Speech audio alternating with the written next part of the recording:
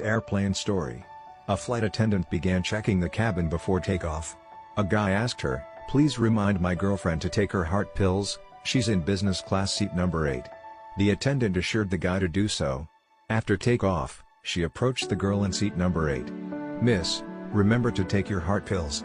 Girl, "How did you know that I have a heart complication?" Attendant, "Your boyfriend told me to remind you." The girl cried. Attendant, "Is there something wrong?" Girl, "My boyfriend is dead. His body is in this plane, I'll bring him home to his family."